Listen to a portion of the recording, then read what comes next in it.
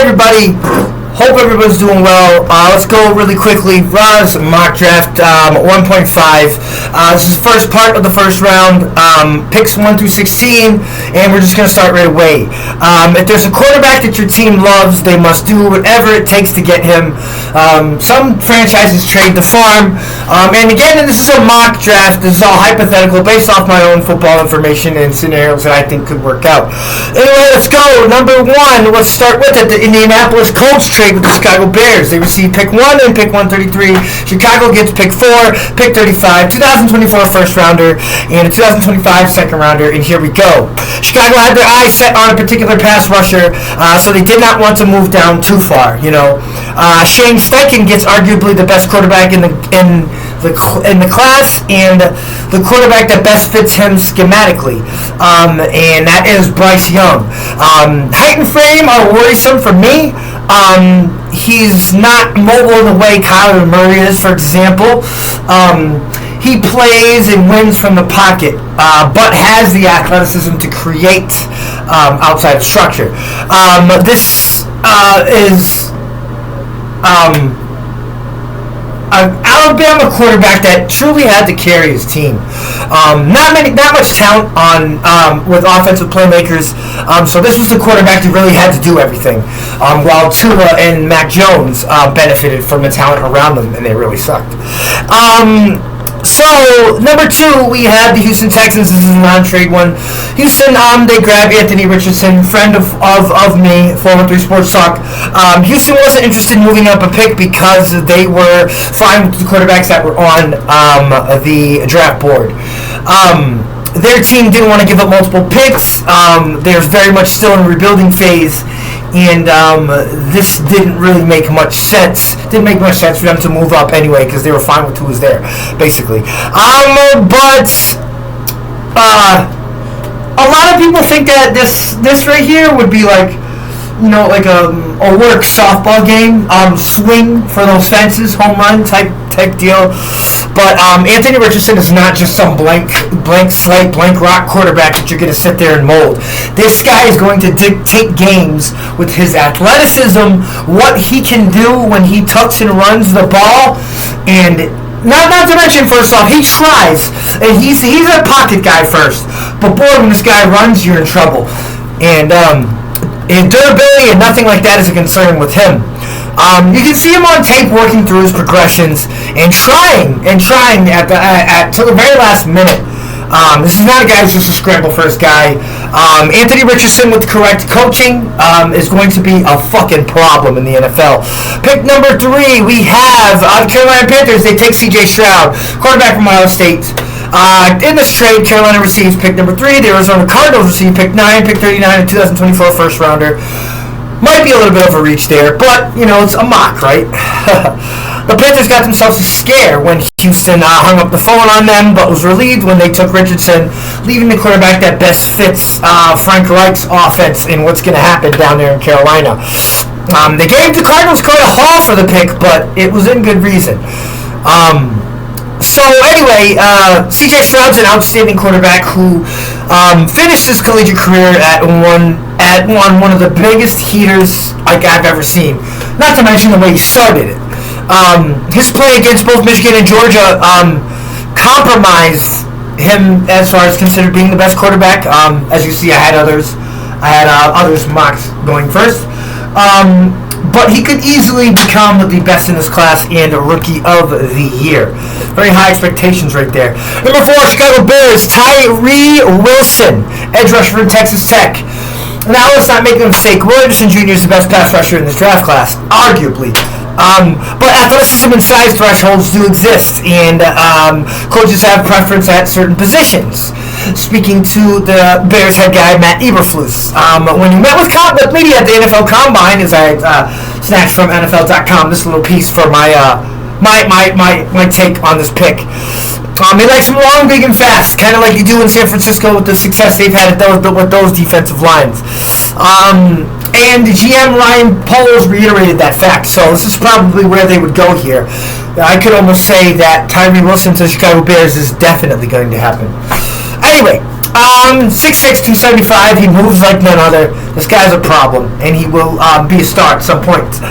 Number 5, Seattle Seahawks. They take from Denver Jalen Carter, defensive tackle from Georgia. This isn't a trade. This actually already happened. Unless more serious charges are levied against Jalen, I don't think it's likely that his stock falls farther than 5. He's that talented, and his play speaks for itself. Number 6, Detroit Lions. From the Rams, they have Christian Gonzalez, the corner from Oregon. If you're a Lions fan, you've seen this mocked many and different times this year, so this is kind of a gimme, so to speak. Detroit has built the trenches up as far as defensively in the draft these last couple of years. Why not add Christian Gonzalez, who has hit the genetic lottery as far as athleticism, speed, recovery speed, quickness. Sisters are track stars. His dad used to play basketball. This Christian Gonzalez is crazy. Not the Christian Gonzalez from Springfield, though.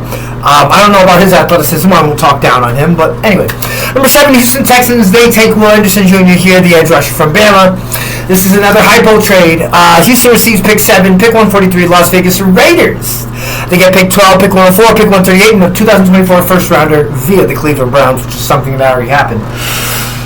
In similar fashion to the Philadelphia Eagles in 2021, the Texans moved back in the top 10 to get their guy.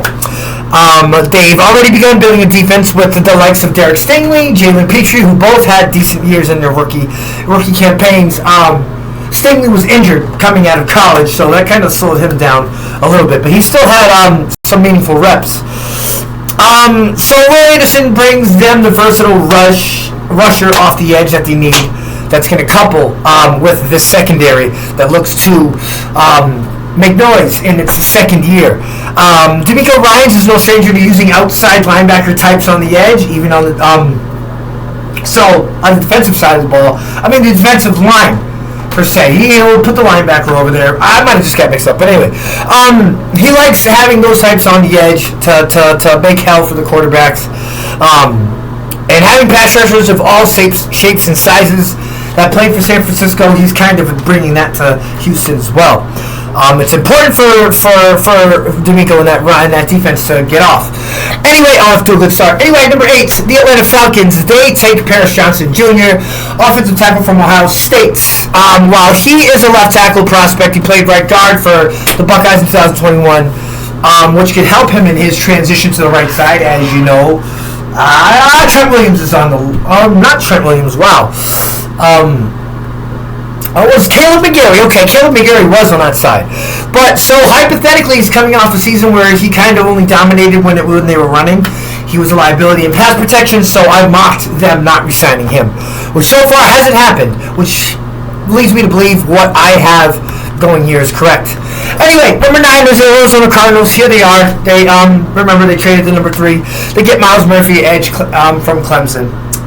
Arizona Cardinals desperately need to revitalize the talent level on the defensive side of the ball.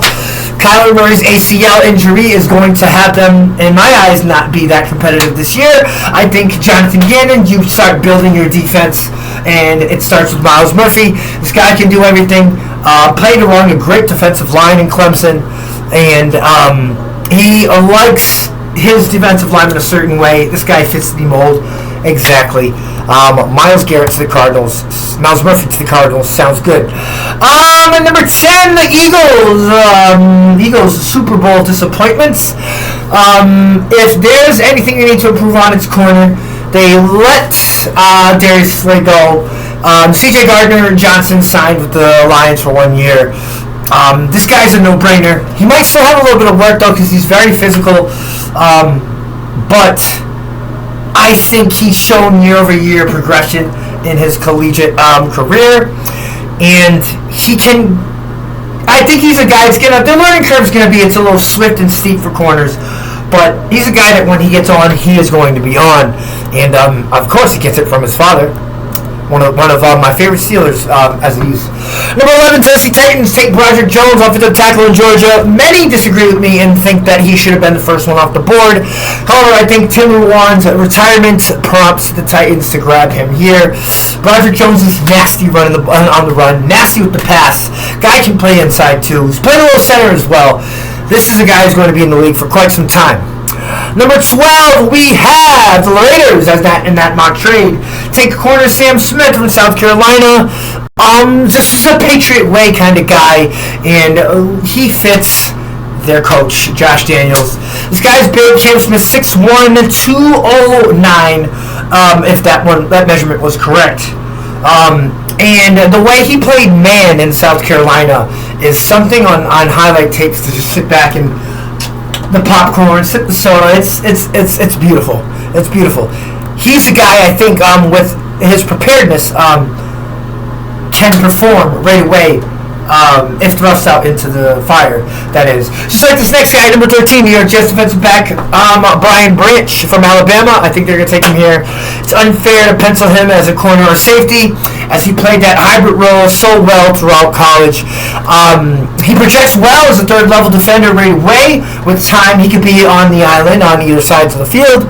I'm comfortable playing him slot right off the bat. I think training camp is going to be good for him, as is most Alabama players that are not quarterbacks coming into the NFL. Number 14, the Patriots take Devon Witherspoon, a corner from Illinois. The best player in this school has probably seen quite some time. Surprisingly enough, they don't go wide receiver here, which I think they should.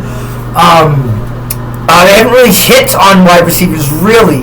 But defensively, McCourty's gone. Bring this guy in, and he will fit the bill that he left on the table. Number 15, my Packers, without any bias, they take Jordan Addison, a wide receiver out of USC. Admittedly, this is where my biases kick in full throttle, because a guy I look up to, Michael Meyer, who's a popular guy on YouTube, PFN. His draft stuff is amazing. This guy I often follow, look for information on different guys, and kind of have like a structure to make this something. This guy I look after, he's mocking him here. I think this is good. You add another wideout. Tunyon's traded to Chicago, which leaves us thin with Josiah DeGuara at tight end. We might need to get another tight end in the draft, but this definitely takes off that security blanket. This adds a faster security blanket for Jordan Love. And the final pick is number 16, Kalijah Clancy, going to the Washington Commanders out of Pittsburgh University. This guy ran a 4.640, the fastest for a defensive tackle since the mid-2000s. 6 foot, 270 pounds, a little bit small, but every single snap this guy's played has literally been bananas. Plays plays above his size, and I think that is something definitely worthy of a first-round pick. Anyway, this is the end of the first video. Please check in with us later today. Second half of the first round, picks number 17 through 32, and RAH'S mock draft 1.5 continues. See you later. Thanks for paying attention.